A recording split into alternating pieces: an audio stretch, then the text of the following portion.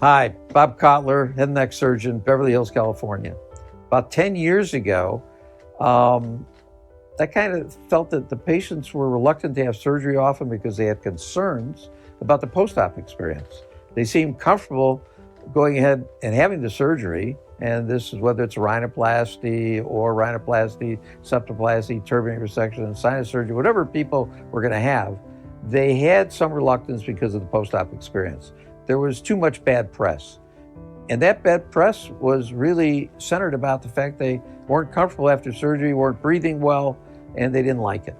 So regardless of whether the surgical outcome was good, there was a little less than a 5-star review for the entire experience. And I thought we should be doing better, which is why I invented the Reltoc Clear-Flo nasal airway.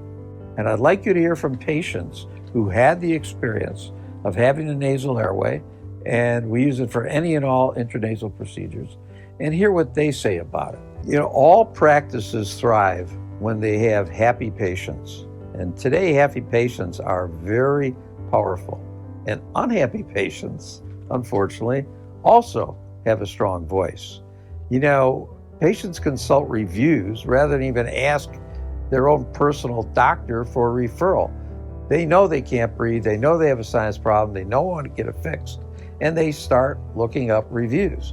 Well, the great thing about reviews is when they're 5-star, they're there forever.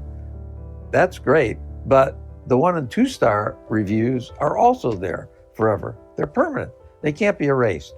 You want all 5-star reviews, and 5-star reviews are based less on how you cut and sew sometime as opposed to the experience.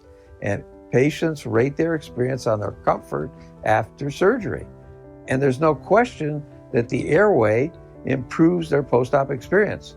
In our original research paper, 150 cases were evaluated.